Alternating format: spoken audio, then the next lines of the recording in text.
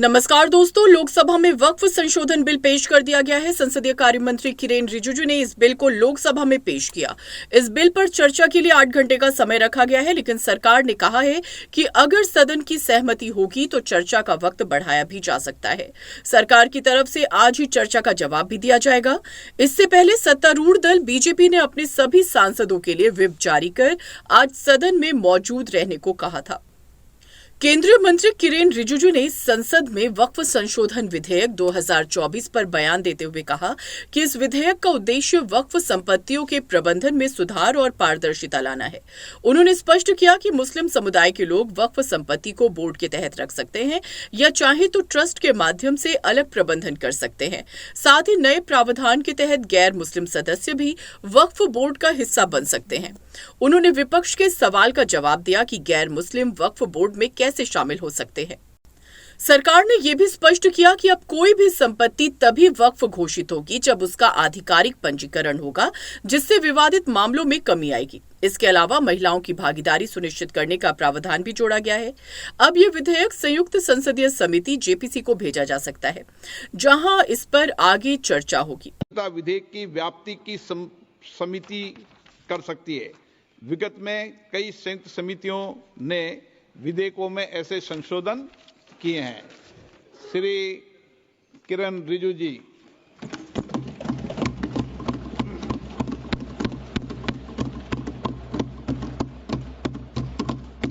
Honorable Speaker, sir, I rise to move the motion for consideration of the Waqf Amendment Bill 2025 and Mussalman Waqf Repeal Bill 2024।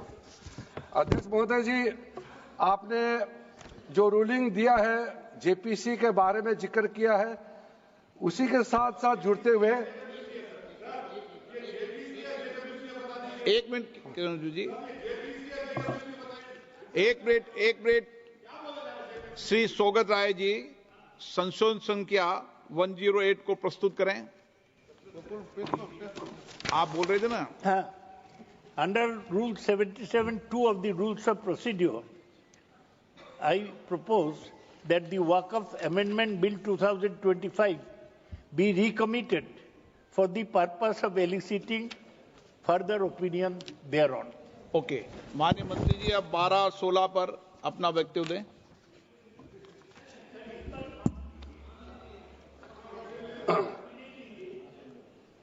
आपका जो जब मैं opening करूंगा उसका भी जवाब आएगा और बाकी अमेंडमेंट तो आखिरी में आता ही है।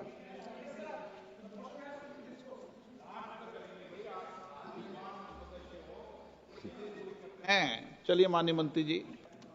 माननीय अध्यक्ष महोदय, हम सबको बहुत डिटेल में जाने का भी आवश्यकता नहीं है। कमेटी के बारे में उसका जिक्र काफी हो चुके हैं, लेकिन मैं इतना कहना चाहता हूं कि जो कमेटी इस बार दोनों सदन लोकसभा राज्यसभा मिला करके ज्वाइंट कमेटी में वक्फ अमेंडमेंट बिल पे जो चर्चा हुई है, आज तक भारत के संसदीय इतिहास में इतना व्यापक रूप से चर्चा, कंसल्टेशन और समय कभी नहीं दिया है। इसलिए मैं जो ज्वाइंट कमेटी में जितने मेंबर्स दोनों सदनों के लोकसभा और राज्यसभा में जो सदस्य उस कमेटी में थे, मेरे तरफ से सरकार की ओर से मैं धन्यवाद देता हूं, अभिनंदन करना चाहता हूं। अध्यक्ष महोदय जी, कुल मिलाकर के 97,27,772 याचिकाएं ऑनलाइन, फिजिकल, मेमोरेंडम के रूप में, रिक्वेस्ट के रूप में और सुझाव के रूप में पूरे तरह से सरकार ने देखा है। वो जेपीसी के माध्यम से हो या डायरेक्ट दिया हो, हमने सब उसको देखा है। इससे बड़ा कभी भी, इससे ज्यादा संख्या में किसी भी बिल के ऊपर में लोगों का याचिकाएं नहीं आया आज तक। कुल मिलाकर के 284 डेलीगेशन ने अलग अलग समुदाय के जो स्टेक होल्डर्स है, उन्होंने कमेटी के सामने में अपने बात को रखा है, सुझाव भी दिया है। 25 स्टेट गवर्नमेंट और यूनियन टेरिटरीज का वक्फ बोर्ड ने अपना सबमिशन भी पेश किया गया है। इसके अतिरिक्त कई लीगल लुमिनरीज विद्वान लोग हैं हमारे समाज में, कम्युनिटी लीडर्स हैं, अलग अलग धार्मिक संस्थाओं का प्रतिनिधि, charitable organisation, civil society, academicians, researchers, policy makers, सब ने इस कमेटी के सामने में पेशकश किया है। उसके साथ साथ मैं कहना चाहता हूं सर, आज जब मैं जो बात रखूंगा आपके सामने में, पिछली बार जब हमने ये प्रस्तुत किए थे बिल को इस सदन में, तब भी मैंने कई बातें बताई थी। आज मैं उसको नहीं दोहराते हुए कुछ बातें मैं जोड़ूंगा, और मुझे अपना बात रखने के बाद सिर्फ उम्मीद ही नहीं, पूरा यकीन है कि जो जो लोग इस बिल को विरोध कर रहे थे, वो हृदय में भी बदलाव होगा। पॉजिटिव सोच के साथ इस बिल में सब समर्थन करेंगे, ये मैं विश्वास के साथ आप आगे अपना बात रखना चाहता हूं। क्योंकि मैं पॉजिटिव नोट से बात रखना चाहता हूं, तो इसलिए एक मेरे जो मन की बात है मैं कहना चाहता हूं, तो इससे अच्छा संदेश जाए। किसी के बात कोई, अध्यक्ष महोदय, किसी की बात कोई बदगुमान ना समझे, इस जमीन का दर्द कभी आसमान ना समझेगा। ये मैं दिल से कह रहा हूं, क्योंकि अच्छा सोच के साथ, बड़ा दिल के साथ, खुले मन से मैं ये प्रस्ताव आपके सामने में पेश कर रहा हूं। सर, कई लोगों ने अपने अपने तरीके से बातें रखी हैं। किसी ने कहा ये प्रावधान अनकॉन्स्टिट्यूशनल है, गैर संवैधानिक है। किसी ने कहा ये इलीगल है, अनलॉफुल है। सर, ये बिल जो हम लोग जिक्र कर रहे हैं कोई नया विषय नहीं है। आजादी से पहले ये बिल, जब पहली बार मुसलमान वक्फ वैलिडेटिंग एक्ट पास किया गया था 1913 में, तब से इसका इतिहास शुरू होता है। उससे पहले प्रिवी काउंसिल ने 1894 में इनवैलिडेट किया था वक्फ अल औलाद को। बाद में उसका प्रॉपर लीगल फॉर्म में 1913 के बाद फिर 1923 में द मुसलमान वक्फ एक्ट लाया गया था, जिसमें अकाउंटिंग और ट्रांसपेरेंसी के बारे में ये जोर उसको देते हुए ये एक्ट पास किया गया था। उसके बाद 1930 में द मुसलमान वक्फ वैलिडेटिंग एक्ट लाया गया है, जो रीइंफोर्स करता है legal validity of the family waqf. परिवार में जो वक्फ होता है उसको जोड़ देते हुए ये बिल लाया गया है। उसके बाद आजादी के बाद 1954 में 1954 में वक्फ एक्ट पहली बार आजाद भारत का एक्ट बनी, और उस समय स्टेट वक्फ बोर्ड का भी प्रावधान उसी 1954 एक्ट में प्रावधान किया गया था। उस समय से लेकर के कई संशोधन के साथ में 1995 में व्यापक रूप से ये वक्फ एक्ट बनी है। तो उस समय किसी ने नहीं कहा कि ये एक्ट अनकॉन्स्टिट्यूशनल है, किसी ने नहीं कहा उस समय ये अनलॉफुल है। आज जब हम उसी बिल को सुधार के ला रहे हैं, तब आपको ये अनकॉन्स्टिट्यूशनल, अनलॉफुल का ये शब्द इस्तेमाल करने का आपको ये नौबत कैसे आया? ये सोच क्यों आया? अगर आप सच्चे दिल से सोचते और मन साफ होते तो आप तर्क पे जाते। इस संशोधन बिल में जो जो तर्क है आप उसमें बात कीजिए। आप उसको छोड़ के जो कोई लेना देना नहीं है बिल में, उसका बात आप लेकर के लोगों को गुमराह करने का, बरगलाने का काम जो किया है, उसको मैं शुरू में साफ करना चाहता हूं। अध्यक्ष महोदय जी, 1995 में ट्राइब्यूनल का पहला व्यवस्था किया गया है, ताकि वक्फ बोर्ड का कोई भी निर्णय किसी को अगर पसंद नहीं है या उसको चैलेंज करना चाहता है, तो वक्फ ट्राइब्यूनल वहां आप जा सकते हैं। उसका प्रावधान पहले बार हुए हैं, और उस समय यह भी फैसला हुआ कि 5 लाख से ज्यादा आमदनी किसी वक्फ प्रॉपर्टी में है, उसके लिए सरकार एग्जीक्यूटिव ऑफिसर्स अपॉइंट किया जाएगा। ये भी 1995 में शुरुआत की है। अध्यक्ष महोदय जी, ये आज एक ट्रिगर पॉइंट क्यों हुआ है? ये अमेंडमेंट बिल लाने का आवश्यकता सबसे ज्यादा शुरुआत कहां से हुई? मैं संक्षेप में बताना चाहता हूं। 2013 में, 2014 में हम सब चुनाव में गए और चुनाव में जाने से पहले 2013 में कुछ कदम ऐसे उठाए गए हैं जो आप सुन करके आप सदस्य के रूप में भी और इस देश का नागरिक होने के कारण आपके दिमाग में यह बात जरूर सवाल उठेगा कि ऐसा कदम क्यों उठाया गया है। सर, 2013 में पहला यह बदलाव हुआ कि इस देश में कोई भी आदमी, कोई भी इंसान, चाहे वो हिंदू हो, मुसलमान हो, सिख हो, ईसाई हो, पारसी हो, बौद्ध हो, जैन हो, वक्फ क्रिएट कर सकता है। सबको मालूम है वक्फ एक मुसलमान का अल्लाह के प्रति अपना एक उसका एक पायस चैरिटेबल रिलीजियस पर्पस के लिए वक्फ क्रिएट किया जाता है, लेकिन उसमें डाइल्यूशन करके 2013 में कोई भी वक्फ क्रिएट कर सकता है। यह प्रावधान सबसे पहले उस समय की यूपीए सरकार ने किया है। दूसरा, आपने सारा वक्फ को स्पेसिफिक कर दिया कि शिया बोर्ड में शिया ही रहेंगे, सुन्नी बोर्ड में सिर्फ सुन्नी ही रहेंगे और कोई भी बोर्ड हो सिर्फ उनके लोग ही रहेंगे, बाकी कोई उसमें आ नहीं सकता है। ऐसा आपने प्रावधान किया। तीसरा, 2008, सर आप शांति से सुनने के बाद आप जो भी पूछेंगे हमारा रिप्लाई तो आएंगे ही सर। डिबेट का आखिरी में है, मेरा फिर से रिप्लाई होगा। तो अभी मैं जब शुरुआत में कुछ दृष्टिकोण रख रहा हूं, इसमें कोई हस्तक्षेप ना करे, ध्यान से सुनिए ताकि हमारा डिबेट का स्तर भी ऊंचा रहे और तर्क भी सामने में आ जाए। सर, एक प्रावधान आया सेक्शन 108। उस सेक्शन 108 में यह लिखा गया है कि वक्फ बोर्ड का जो प्रावधान है इस देश में कोई भी मौजूदा कानून के ऊपर में रहेगा, ओवरराइडिंग इफेक्ट रहेगा। ऐसा आपने कानून बनाया है। इस देश में ऐसा कानून कैसे मंजूर कर सकते हैं अध्यक्ष महोदय जी? हर कानून अपना अपना हिसाब से चलता है, लेकिन एक कानून दूसरे कानून के ऊपर में ओवरराइडिंग इफेक्ट होगा, ये कोई भी मान्यता नहीं दे सकता है।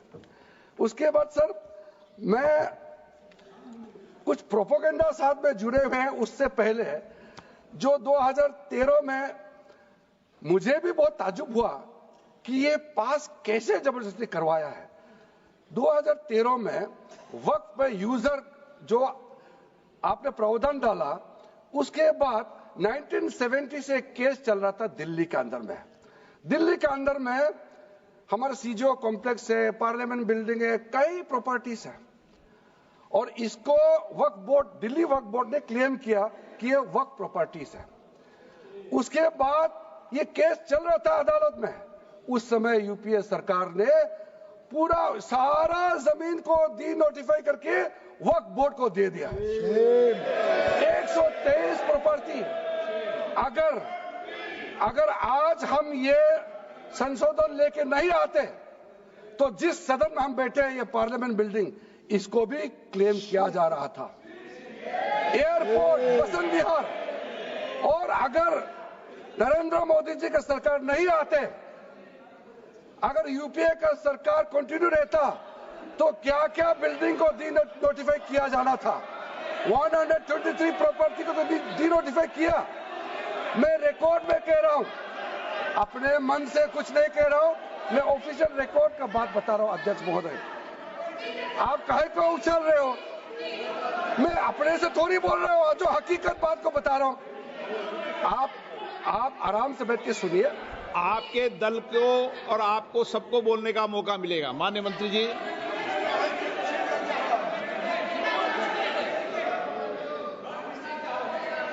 सर, मैं फिर से कह रहा हूं, मैं एक शब्द अपने ओर से नहीं कह रहा हूं। जो घटना है, जो हकीकत है, यही कह रहा हूं। इनको इसमें इतना उछालने का, उत्तेजित होने का कोई मतलब ही नहीं है सर। अध्यक्ष महोदय,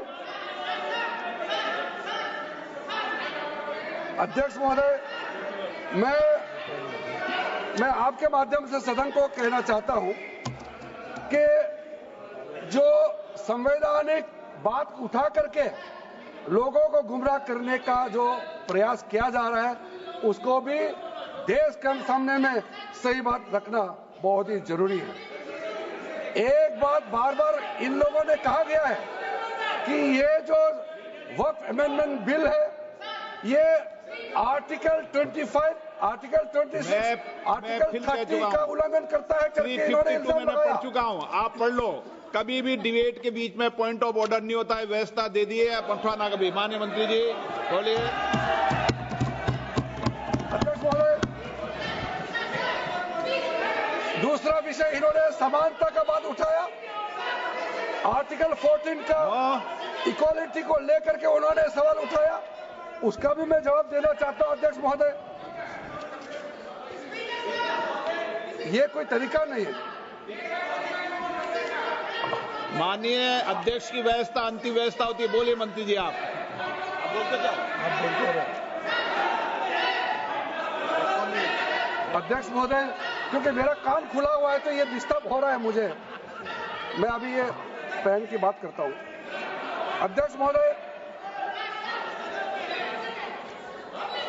अध्यक्ष महोदय, ये वक्फ बोर्ड का जो काम है ये बेसिकली वक्फ प्रॉपर्टी को जो संभालने वाले मुतावली और जो वक्फ प्रॉपर्टी को व्यवस्था करते हैं उसको संचालित करने के लिए ये गवर्नेंस का, सुपरविजन का एक प्रावधान है।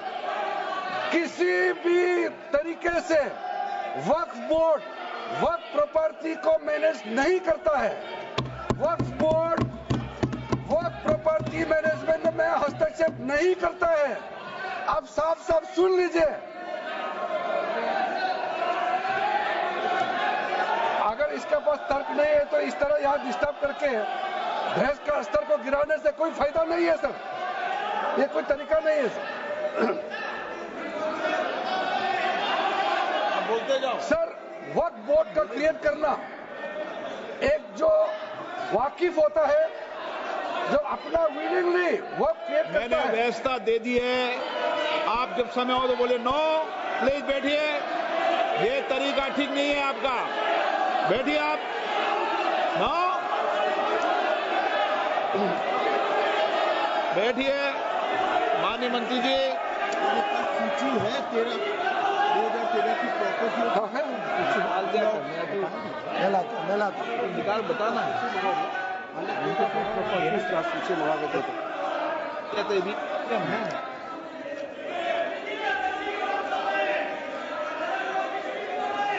अध्यक्ष महोदय, सबको बोलने का मौका मिलने वाले हैं तो कम से कम बात को शांति से सुनने के बाद आप अपना बात रखिए। ये कोई तरीका नहीं होता है सर।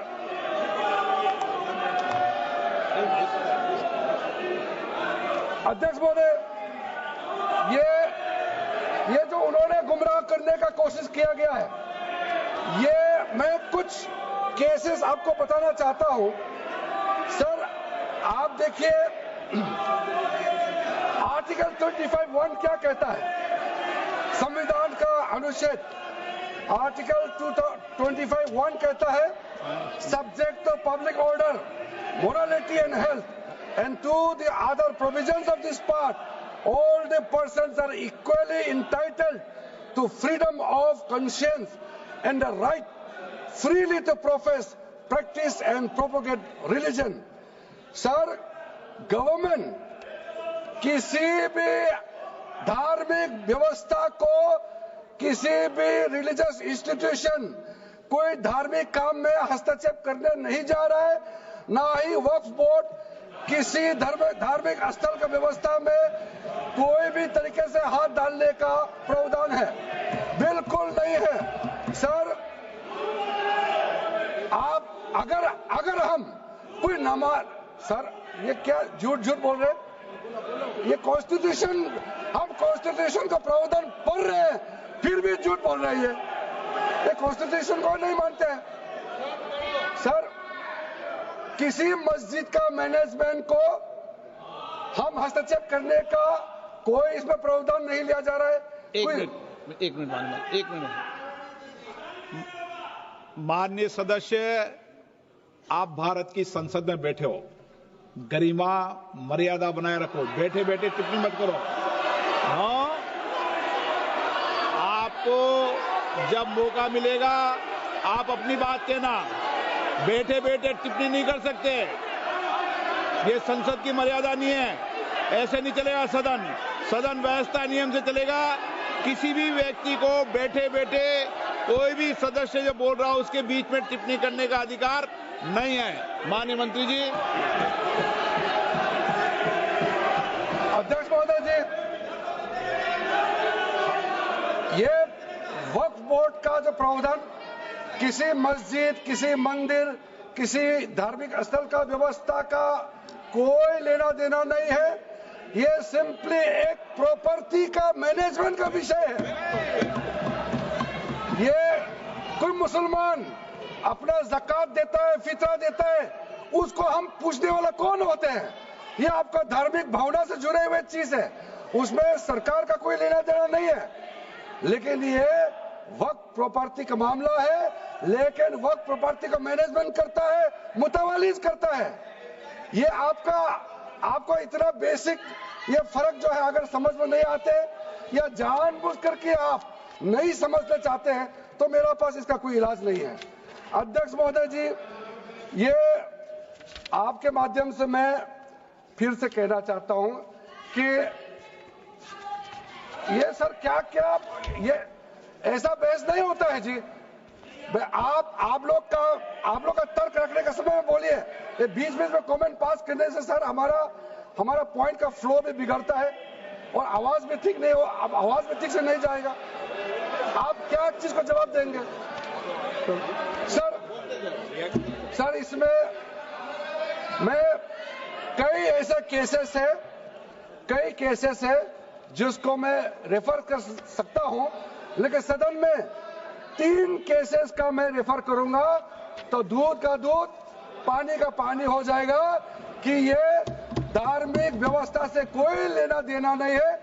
आपको मैं पहला एग्जांपल देना चाहता हूं, सैयद फजल पकुया तंगल वर्सेस यूनियन ऑफ इंडिया। इसमें क्या केरला हाईकोर्ट का फैसला है। केरला हाईकोर्ट ने कहा the Waqf board is a statutory body, pure and simple, it is not a representative body of the Muslim community. यह हाईकोर्ट का ऑर्डर है। उसके बाद इलाहाबाद हाईकोर्ट का ऑर्डर भी सुन लीजिए, Hafiz Mohammad Zafar Ahmad versus UP central Sunni board of waqf का जजमेंट सुन लीजिए। A mutawali's right is purely a right of management of the property and is not a proprietary right. The duties of a mutawali are purely of a secular character. His duties are not of a religious character. इतना clear cut ruling है।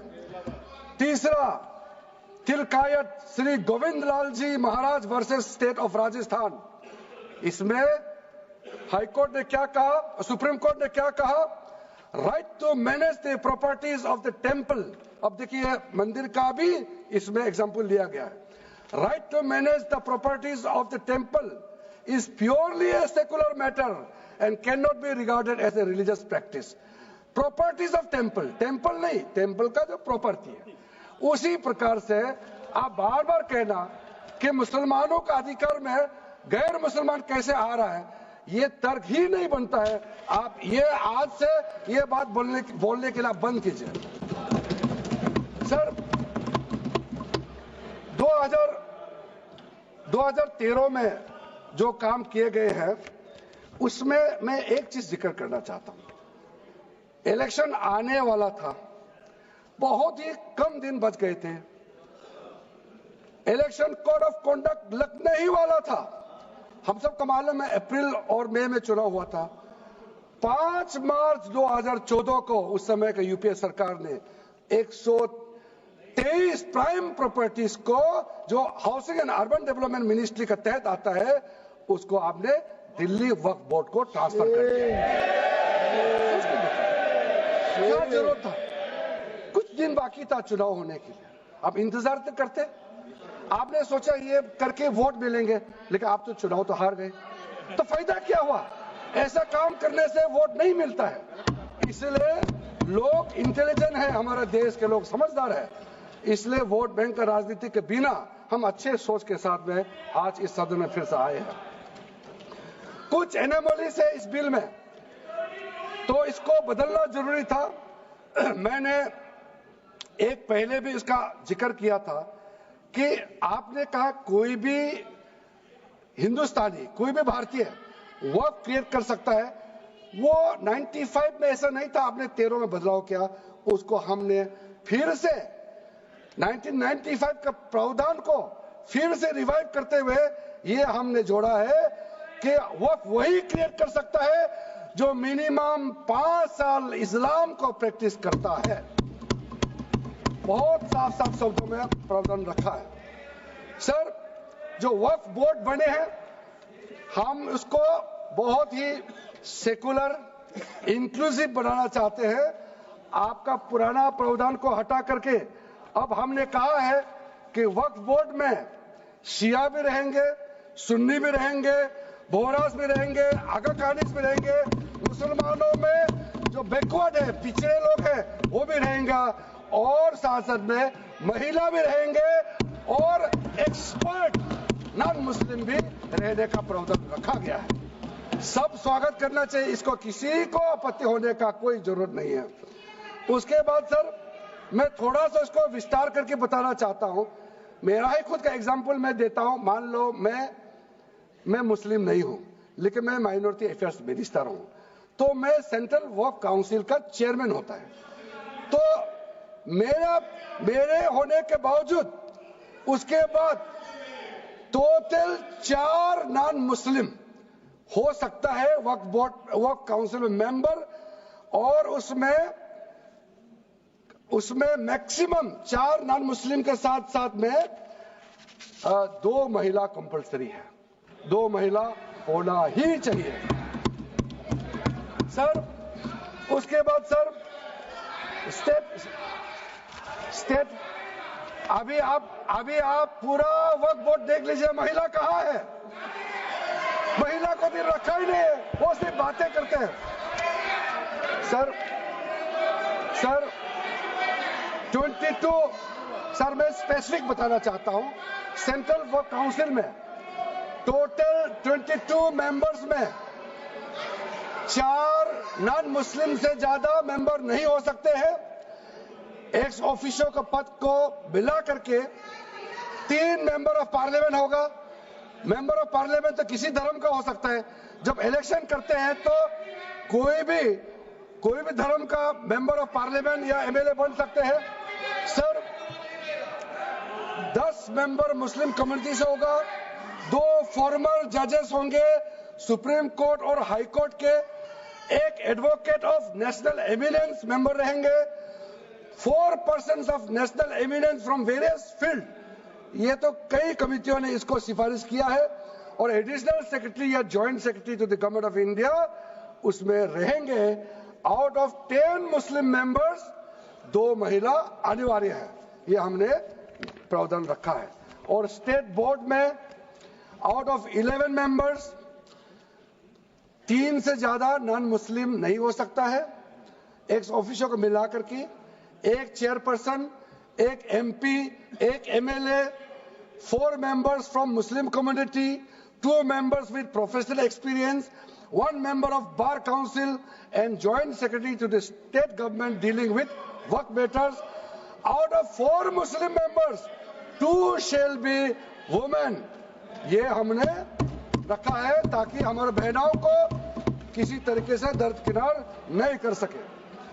वक्फ act sir, हमने जो नया प्रावधान रखा है उसमें जितना भी जो आर्बिट्रेरी प्रोविजन जो जरूरी नहीं था उसको हमने सामान्य रूप से देश में और जितना कानून है उसको मिलाते हुए मुख्य रूप से ट्रांसपेरेंसी इन वक्फ मैनेजमेंट, सर्वे को अपडेट करने के लिए जो पहले इनसफिशिएंट प्रोविजन था, इसमें वक्फ लैंड रिकॉर्ड्स वगैरह में महिलाओं का इनहेरिटेंस राइट्स, बच्चों का राइट, और साथ साथ में कई हजारों केसेस पेंडिंग है ट्राइब्यूनल और कोर्ट्स में, उसको सेटल करने के लिए जो आज लगभग 10,000 से भी ज्यादा केसेस जो पेंडिंग था और कुछ सालों के अंदर में 13 से 30,000 तक 30,000 केसेस पेंडिंग हो चुके हैं, उसको सरलता से सुलह करने के लिए हमने रास्ता खोजा है।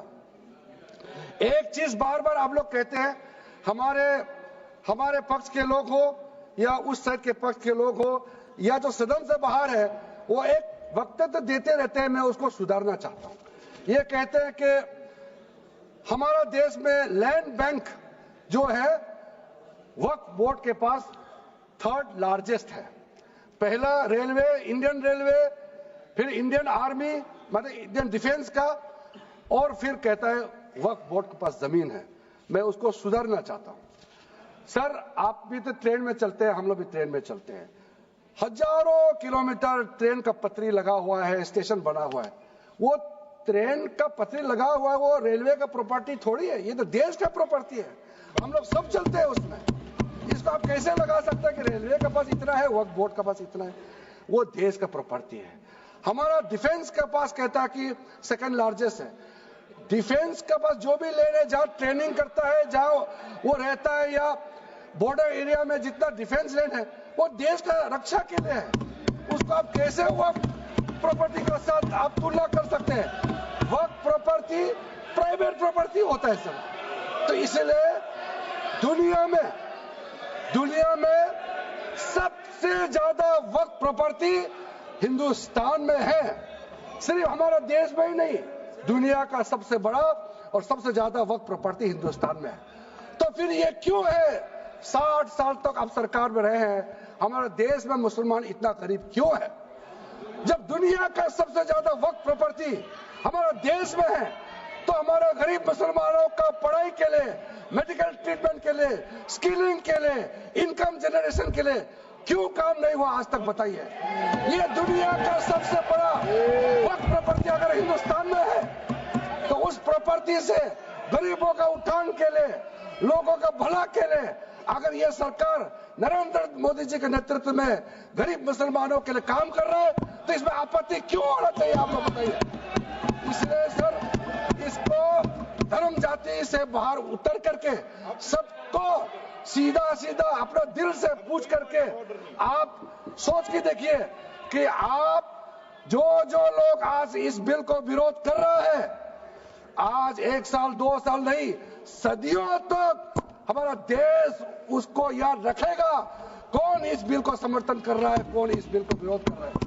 आज चंद वोट के लिए, सत्ता के लिए हमारे मुसलमानों को आपने 70 साल से ज्यादा वोट बैंक बना करके गुमराह किया है।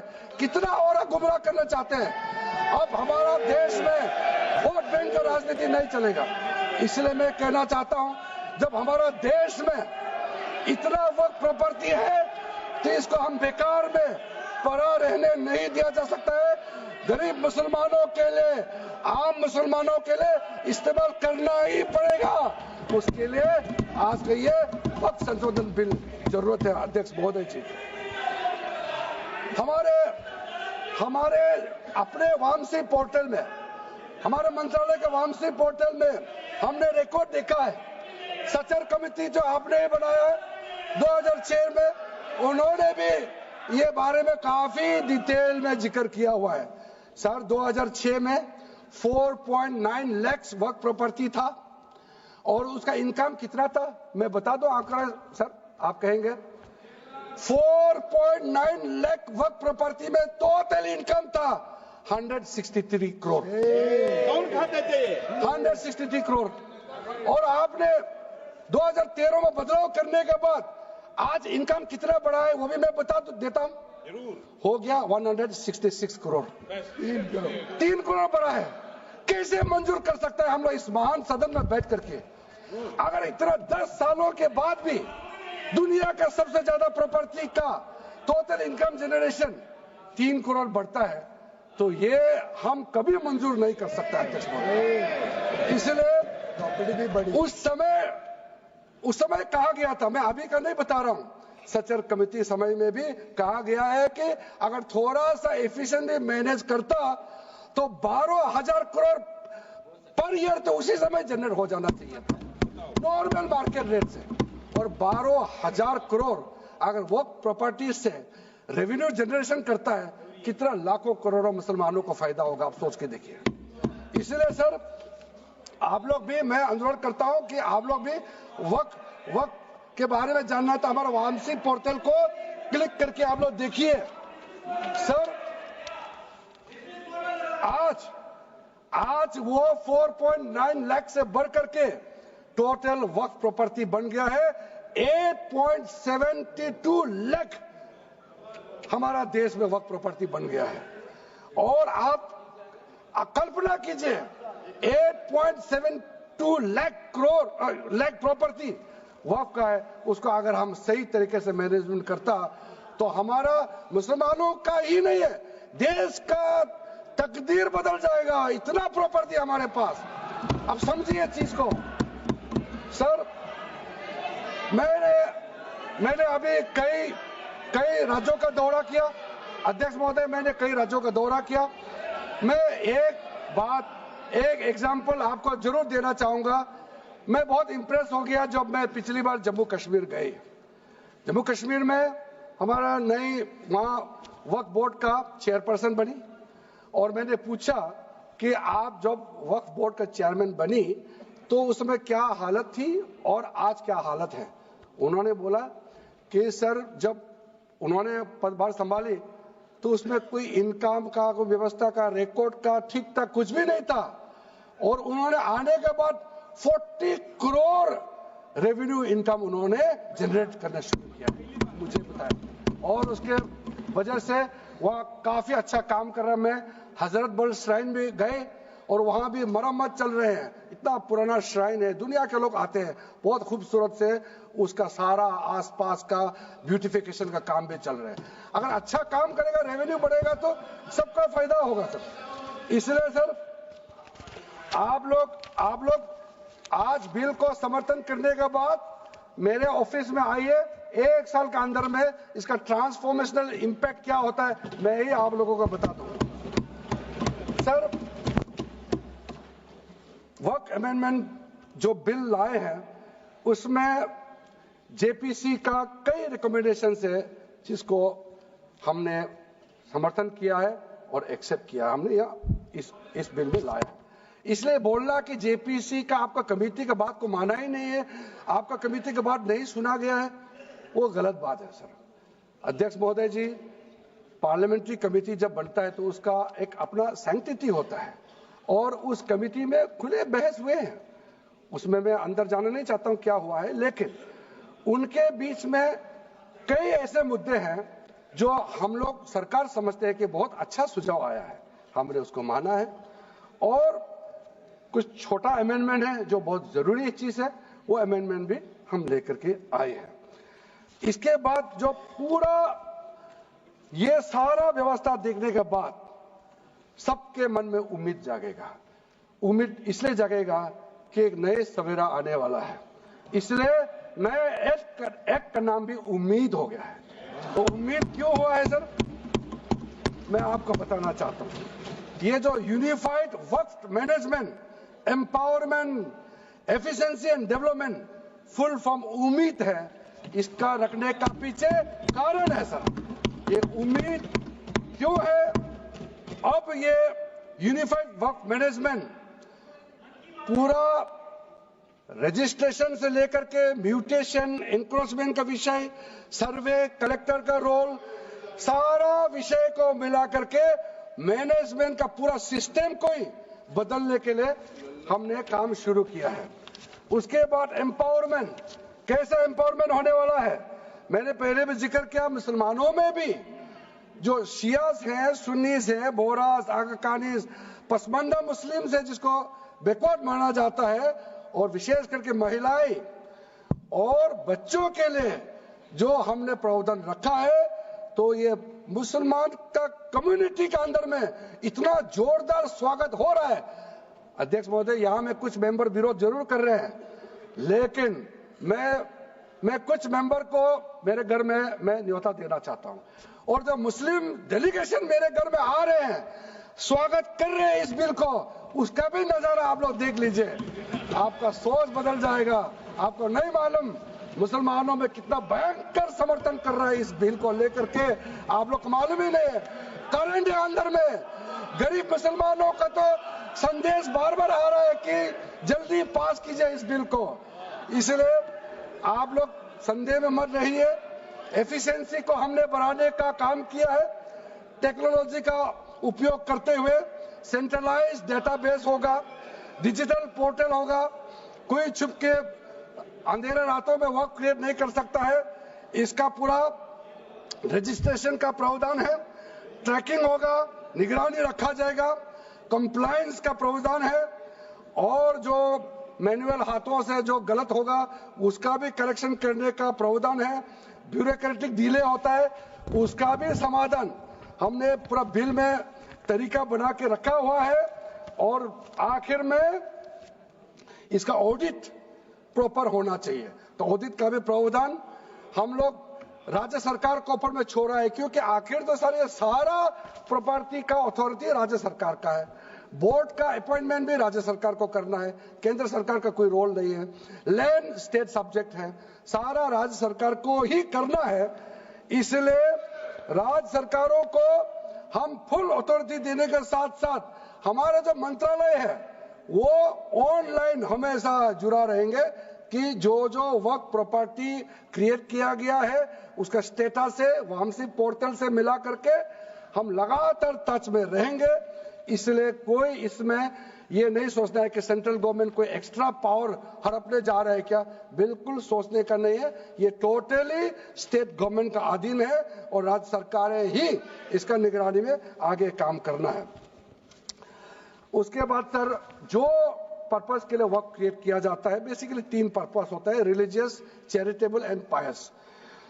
उसका हो रहा है कि नहीं हो रहा है, और इनकम जनरेशन खास करके जो वेलफेयर काम है उसका हो रहा है कि नहीं हो रहा है, इसका भी इफेक्टिव गवर्नेंस का प्रावधान हमने रखा हुआ है। और साथ साथ सर मैं आपको इस उम्मीद के साथ साथ ये कहना चाहता हूं कि जो रिफॉर्म्स हमने जो लाए हैं और साथ साथ में जो प्रावधान कुछ बदलाव हमने आपको बहुत शॉर्ट में बताया, क्योंकि डिटेल में तो मैं रिप्लाई तो करूंगा ही। इसमें अगर आपको लगता है कि हमको अगर इनकम जनरेशन करने के लिए वर्क प्रॉपर्टी को बेहतर इस्तेमाल करने के लिए क्या करना चाहिए, जब हम इसका सबऑर्डिनेट लेजिस्लेशन के माध्यम से रूल्स बनाएंगे, आपका सुझाव हम खुले दिल से स्वागत करेंगे। क्योंकि आखिर तो प्रॉपर्टी देश का है, किसी का भी हो, उसको अगर अच्छा से चलाना है तो आप सुझाव देंगे तो हम तो पूरा वेलकम करेंगे उसमें। इसलिए आज मैं मेंबरों के साथ साथ जो कई दरगाह है, कई मस्जिद के इमाम है, कई लोग जो मुझे मिले, उन्होंने भी बहुत अच्छा सुझाव दिया है। उसको डिटेल में मैं यहाँ कहना नहीं चाहता हूँ, लेकिन हम रिकॉर्ड में रखा है। कई अच्छे अच्छे सुझाव हमारे पास आए हैं, वो भी हमने नोट करके रखा है। एक इंपॉर्टेंट पॉइंट को मैं अब आपके सामने भी रखना चाहता हूं। ये जो हमने एक डेफिनेशन में जो बदलाव लाया है, इस डेफिनेशन में बदलाव का सबसे बड़ा मतलब ये है कि मुसलमानों में भी जो वक्फ के अंदर में अपना प्रॉपर्टी, वक्फ प्रॉपर्टी इस वक्फ बोर्ड के प्रावधान से गवर्न करना चाहते हैं, मोस्ट वेलकम है। अगर वो ट्रस्ट के माध्यम से अपना प्रॉपर्टी का अलग तरीके से वर्क करना, वो चलाना चाहता है, मैनेज करना चाहता है, उसके लिए भी छूट दिया गया है। तो इसमें जो आप लोग बार बार कहते हैं कि वक्फ बोर्ड में गैर मुसलमान कैसे आ रहा है, इसका मैं छोटा सा एग्जांपल देना चाहता हूं। अभी हम लोग किसी धर्म, किसी जाति का हिसाब से तो हम एमपी नहीं बने हैं, हम तो ऐसे सिटीजन होकर के एमपी बने हैं। तो अगर मेरा कॉन्स्टिट्यूंसी वाला हमको कहेंगे कि किरण रिजिजू मेरा यहाँ नहीं आ सकता है, हमारा धर्म और तुम्हारा धर्म अलग है, तो कैसे होगा? मैं तो एज एमपी, मेरे पास अथॉरिटी है, मैं जा सकता हूँ। उसी प्रकार से आपका ट्रस्ट है, ट्रस्ट को चलाता है चैरिटी कमिश्नर। तो ट्रस्ट वाला कैसे कहेंगे कि चैरिटी कमिश्नर मेरा जात का ही होना चाहिए? चैरिटी कमिश्नर तो गवर्नेंस को संभालने के लिए है, चलाता तो ट्रस्ट है। उसी प्रकार से आप कैसे कह सकते कि मेरा वक्फ प्रॉपर्टी को देखने के लिए वक्फ बोर्ड में गैर मुसलमान नहीं हो सकता है? आप कैसे कह सकते हैं? ये तर्क को आप थोड़ा गहराई से सोचिए, क्योंकि ये बार बार कहा गया है, मैं नाम नहीं लूंगा, वो बाद में तो बोलेंगे हमारे कुछ लोग हैं, कि मुस्लिम का अफेयर्स में नॉन मुस्लिम क्यों आ रहा है?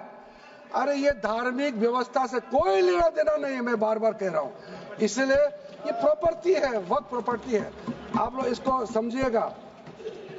उसके बाद सर ये जो हमने जो 2013 के बाद कुछ बदलाव जो किए हैं, वक्फ बाय यूजर में कुछ लोग ने शंकाएं व्यक्त किया है, कह रहा कि वक्फ बाय यूजर हटाने के बाद अब सरकार जो है मस्जिदें छीन लेंगे, दरगाह छीन लेंगे, मुसलमानों का प्रॉपर्टी छीन लेंगे, ऐसे बोलते हुए मैंने सुना है।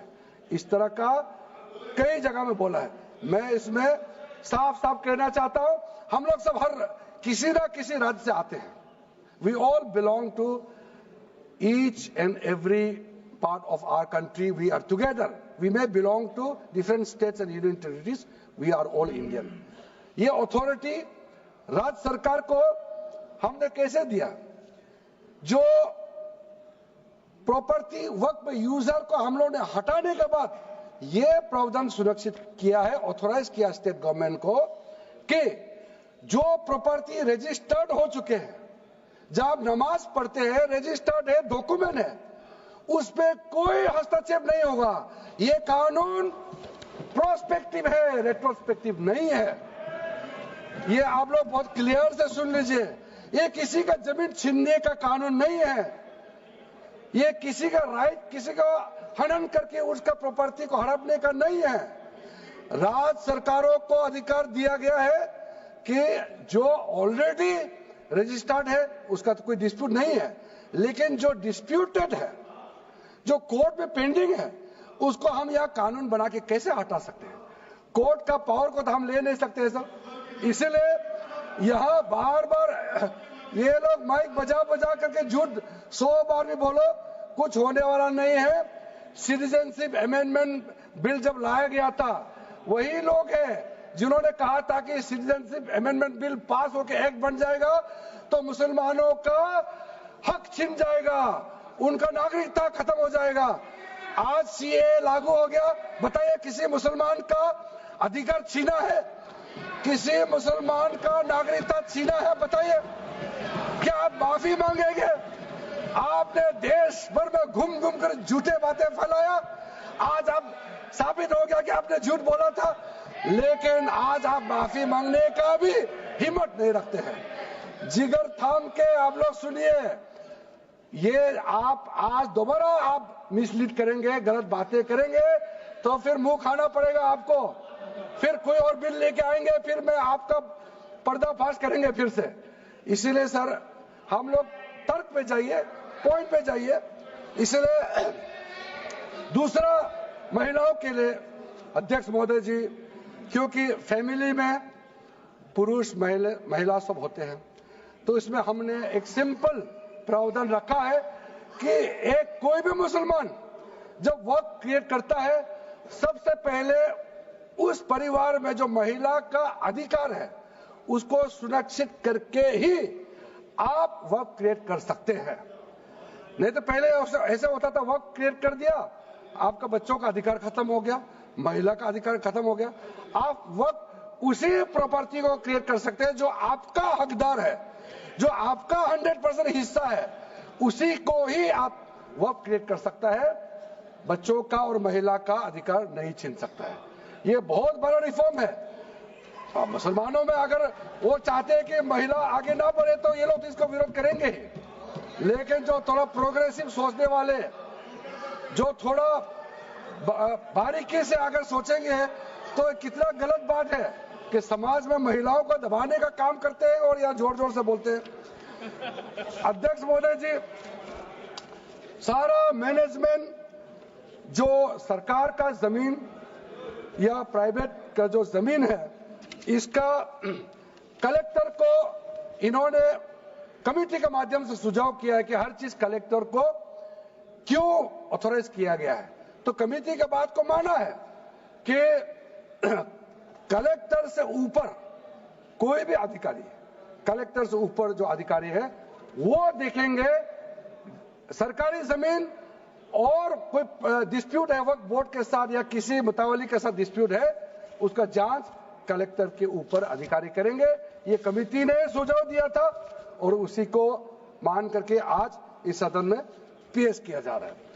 एक महत्वपूर्ण सुझाव हम लेके आ रहे हैं, अमेंडमेंट लेके आ रहे हैं, इसमें मैं मानता हूं कोई विरोध नहीं करेगा। ये इसमें शुरू में छूट गया था, मैं सर खुले दिल से आपको कहना चाहता हूं, लेकिन बहुत सोच समझ के साथ ये प्रावधान अमेंडमेंट हम लेके आ रहे हैं कि जब आप वक्फ प्रॉपर्टी क्रिएट करेंगे तो ऐसा नहीं होना चाहिए कि आप ट्राइबल एरिया में जाकर के आदिवासी का जमीन को आप वक्फ क्रिएट कर दें, ये नहीं होना चाहिए। इसलिए हमारा देश के आदिवासियों का संरक्षण को ध्यान में रखते हुए शेड्यूल 5 और शेड्यूल 6 में आप वक्फ प्रॉपर्टी क्रिएट नहीं कर सकते हैं। ये एक महत्वपूर्ण अमेंडमेंट लेकर आया है। डिटेल में अब आगे अध्यक्ष महोदय आपको मैं बताऊंगा। वक्फ ट्राइब्यूनल के बारे में सर मैं संक्षेप में, अभी फ्लोर खुलने वाले हैं, मैं आपके हाथ फ्लोर छोड़ने वाले हैं, तो मेरा जो वाइंड अप को आप ध्यान से सुन लीजिए। जो ट्राइब्यूनल है, ट्राइब्यूनल में 2 मेंबर का हमने प्रस्ताव रखा था, तो कमेटी ने कहा कि 2 मेंबर ठीक नहीं है, इसमें 3 मेंबर होना चाहिए। ये प्रस्ताव भी मंजूर किया गया है। तो वक्फ ट्राइब्यूनल में 3 मेंबर होगा फिक्स टेन्योर का साथ, और उसमें आज टोटल लिटिगेंट्स 14,417 केसेस है। आप सोच के देखिए, तो ट्राइब्यूनल में जल्दी जल्दी केस डिस्पोज हो, 3 मेंबर्स का ट्राइब्यूनल बनाया गया है। उसके बाद में उसका टेन्योर को फिक्स किया गया है। उसके बाद में जो एक बहुत स्ट्रिंजेंट प्रोविजन था, पहले ऑटोमेटिक अपील करने का राइट नहीं था, स्पेशल रिव्यू पिटीशन ही कर सकते थे ट्राइब्यूनल के ऑर्डर के बाद। तो आज हमने एक अच्छा सोच के साथ खुला मन से ये कहा है कि अब अगर आप वक्फ बोर्ड का निर्णय से खुश नहीं है, वक्फ ट्राइब्यूनल का निर्णय से खुश नहीं है, तो आप अदालत जा सकते हैं। ये रास्ता भी हमने खोल दिया है। उसके बाद सर कंट्रीब्यूशन, एनुअल कंट्रीब्यूशन, ये भी आपका ही सुझाव था कमेटी वालों का कि जो कंट्रीब्यूशन देते हैं वक्फ बोर्ड मुतावली जो देते हैं उसको घटाना चाहिए, तो उसको 7% से 5% घटा दिया है, ताकि ज्यादा पैसा आप चैरिटेबल पर्पस के लिए खर्चा कर सके। तो अच्छा जो प्रॉपर्टी मैनेज करता है वो तो सरकार को शाबाशी देंगे। उसके बाद एक बहुत ही महत्वपूर्ण प्रावधान है जो हमको रखना पड़ा, आपने लॉ ऑफ लिमिटेशन को इस वक्फ बोर्ड का प्रावधान से हटा दिया था, इसको हमने लगाया है। तो अब तो मालूम है the limitation act of 1963 will now apply to the work property claims from the date of commencement of this act, aiming to reduce prolonged litigation। ये बहुत बड़ा मैं मानता हूं एक कदम उठाया है। और जो सेक्शन 40 सबसे ड्रैकोनियन प्रोविजन इस एक्ट में था, तो सेक्शन 40 था। सेक्शन 40 के तहत वक्फ बोर्ड, आप लोग बार बार कहते ना ये ऐसा नहीं है, ऐसा ही है। सेक्शन 40 में किसी भी जमीन को आप वक्फ प्रॉपर्टी डिक्लेयर कर देता था, वो प्रॉपर्टी को हमने हटा दिया है। वो कोई भी जमीन को वक्फ प्रॉपर्टी डिक्लेयर करके फिर किसी गरीब के लिए नहीं करना है। वो लोग, कुछ लोग, चंद लोग अपने के लिए, अपने फायदा के लिए इस्तेमाल करते हैं। ओवैसी मैं तो नाम नहीं लूंगा, लेकिन सर ये प्रावधान को इतना मिसयूज हुआ, इसलिए तो इतना लाखों प्रॉपर्टी की संख्या बढ़ गई। अब किसी प्रॉपर्टी को कैसे आप क्लेम कर सकते हैं? इसलिए इस सेक्शन 40 की वजह से, अध्यक्ष महोदय जी, इस सेक्शन 40 की वजह से कई मुद्दे इस देश में आया है। आज पूरा हमारा देश का क्रिश्चियन कम्युनिटी, जो कैथोलिक चर्च काउंसिल के लोग, भारत चर्च ग्रुप के लोग, केरला में हो या देश भर में, आज पुकार के क्यों कह रहा है कि वक्त संशोधन बिल जल्दी पारित होना चाहिए। वो इसलिए कि सेक्शन 40 का मिस यूज होता था। सर आप सोचिए, केरला का एमपी, तमिलनाडु का एमपी लोग तो सोचिए, अगर आपने गलती से इस बिल का विरोध कर दिया तो आप क्या विरोध झेलना पड़ेगा बाहर में। आप कल्पना कीजिएगा अभी से, आप सोचिए मैंने पिछली बार भी बताया, सुरेंद्रेश्वर टेम्पल के बारे में तो आपको बताया, जब बाकी कोई धर्म ही नहीं था तब ये सुरेंद्रेश्वर टेम्पल था। तिरुचेंथुराई विलेज तमिलनाडु में उसको वक्त डिक्लेयर करने के बाद कर्नाटका में तो हजारों एकड़ का इशू है। फिर सर हरियाणा में जतलाना विलेज यमुनानगर में सिख गुरुद्वारा का जो जमीन है, कभी वहां मस्जिद भी नहीं था, कभी वहां मुस्लिम का सेटलमेंट का भी रिकॉर्ड नहीं था, उसको भी वक्फ डिक्लेयर कर दिया था। उसी प्रकार से केरला का मुनम्बम का जो इशू है वो तो अभी सब जान ही रहा है कि 600 क्रिश्चियन फैमिलीज का जो जमीन को वक्फ बोर्ड ने वक्फ डिक्लेयर कर दिया है, चर्च का भी कर दिया और आगे जाने का रास्ता भी बंद कर दिया था। अगर हम ये बिल पारित कर दिया, उसका अपना जमीन वापस मिल जाएंगे गरीबों का, किसानों का। ऐसे चीजों में आप लोग भी समर्थन करना चाहिए। मैं तो मानता हूं कि अभी भी देर नहीं हुआ, अभी भी आप जिद पे राजनीतिकरण करके आप अड़े रहे, आप मुश्किल में फंसने वाले हैं। विशेष करके हमारे कांग्रेस वालों को मैं कहना चाहता हूं, और बाकी हमारे साथी दल है, कांग्रेस के झांसे में ना आए, आपको भी डुबा देंगे ये लोग। इस बिल को विरोध करके बहुत बड़ा नुकसान होने वाला है। आप ध्यान से सुनिए अध्यक्ष महोदय। इसलिए अंत में सर, क्योंकि मैंने कहा है कि मैं आखिर में जवाब दूंगा, तो हम लोग आगे भी इस पार्लियामेंट को भी वक्त डिक्लेयर ना कर दे, हम लोग आराम से भविष्य के लिए और अच्छा काम करें। मैंने पॉजिटिव बात में अपना बात को रखा है। अंत में मैं अपील करके अपना बात को समाप्त करना चाहता हूं। इसी लाइन के साथ मेरी हिम्मत को तो सराहो। देखिए मैं कितना हिम्मत के साथ बोल रहा हूं। मेरे हिम्मत को तो सराहो, मेरे हमराही बनो। मैंने एक शम्मा जलाई है हवाओं के खिलाफ। आप लोग जब इस बिल को समर्थन करेंगे, हमारे वरिष्ठ नेता सब सदन में बैठे हम लोग सुन रहे हैं, मैं अपने आप को बहुत भाग्यवान मानता हूं, मैं भाग्यशाली हूं। प्रधानमंत्री नरेंद्र मोदी जी ने मेरे जैसे एक साधारण सदस्य को इतना पुण्य काम करने का मौका दिया है, इस बिल को यहाँ रखने का मौका दिया है। करोड़ों करोड़ों गरीब मुसलमान बहने दुआ देने वाला है। दुआ में अकेला क्यों लूं, ये दुआ आप भी लेना चाहिए। इस बिल को समर्थन कीजिए, ये मेरा अनुरोध है अध्यक्ष महोदय।